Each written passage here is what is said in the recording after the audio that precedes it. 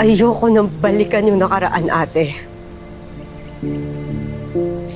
Mahirap bang intindihin yun? Kung gusto mong magduda, magduda ka! Pero pwede ba? Magpasalamat ka na lang na buhay ako! O baka naman yun ang gusto mo? Yung nabulok ako sa hukay. Sorry. Hanggang ngayon kasi, ang dami kong tanong tungkol sa pagkawala mo. Hindi ko lang kasi maintindihan, bakit ba ayaw mo magkwento sa amin? Mira, sabihin mo sa akin, meron ba dapat managot sa nangyari sa'yo? Bakit kung meron, anong gagawin mo? Mag-iimbestiga ka? Yung kay tatay, 6 na taon na yun eh. Nahuli mo ba kung sino pumatay? Hindi, di ba? Ano bang tingin mo sa PBI, ha? Kakausap lang kami ng ilang tao? Magpapasa ng report? Tapos case closed? Amira, hindi ganun kasimple ang mundo. Eh sana nga ganun kasimple ang mundo! Dahil kung ganun kasimple ang mundo, kung gumawa ka ng masama, babalik sa'yo masama! Hindi ka na kailangan maghintay ng hustisyang hindi mo naman matatanggap dahil ang hustisya, pangmayaman lang! Tama! Tama, ate! Rose? Amira? Bakit kayo nag-aaway? Ha?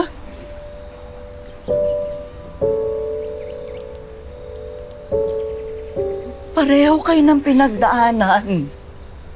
Pareho kayong namatayan ng ama. Sino ba ang dapat magdamayan, ha? Tayo-tayo lang ang magkakaintindihan eh. Di ba, Rose? Rose?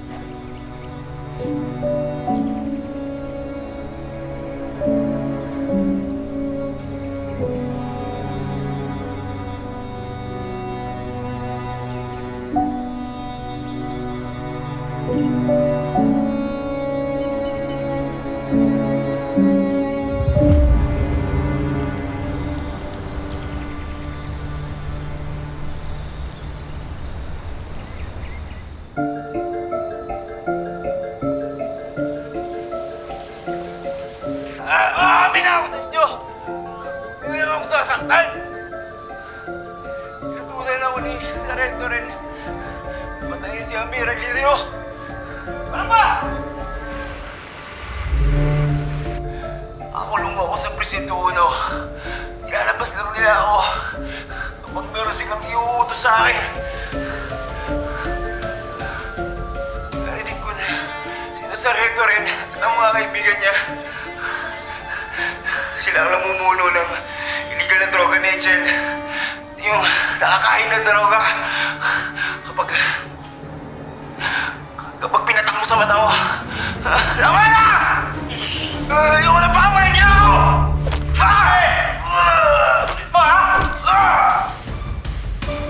Nabigyan ko na ng pera si Trinidad. Ano ka nakakasiguradong di mag-iingay yan? Kung hindi naman kailangan, hindi naman ko siya lalapit Magnolia. Alam ko naman kung saan mo dadalhin ng pera eh. Pangsusugal mo lang. Pwede ko naman siyang ipadala sa ibang bansa. Ha? Sigurado ka? Dami mo ng perang nilabas para sa paghihiganti ka, ah. Sinusunod ko lang ang gusto ni Maria. Pinadala niya ako sa'yo para tulungan ka. At gagawin ko ang lahat para hindi ka mabuka ng ate mo.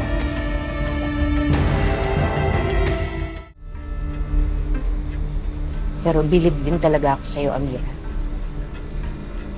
Talagang titibagin mo ang pinagkakaperahan ng mga pera.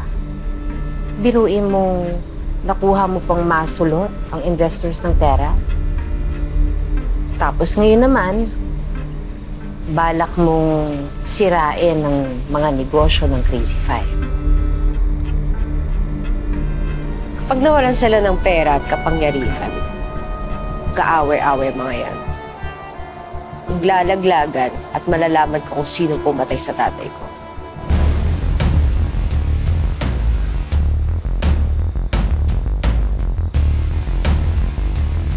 Oh, inumin mo na yung tsaa mo.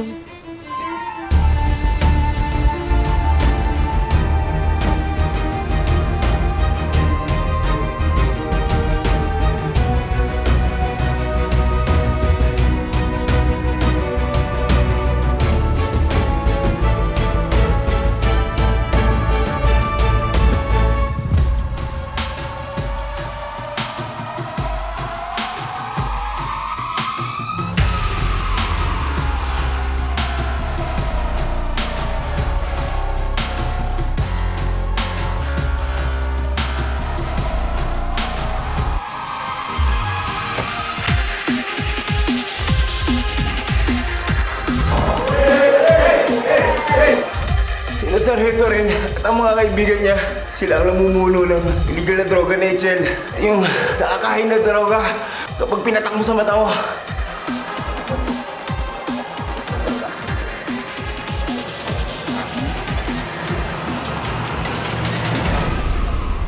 Ginagawang bentahan ng drugs. Kailangan ko makakuha ng ebidensya kung totoo nga.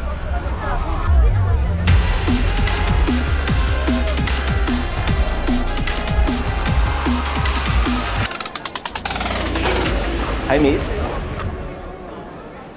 Hi! Pumarty ka naman kasama namin. Sure! Sa cloud. Nasubukan mo na ba yun? I've heard of it pero hindi ko pa natatry eh.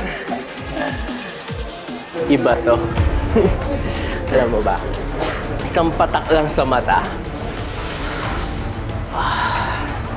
Mapupunta ka na sa ibang mundo. Really? Really? Oh my God! You should try.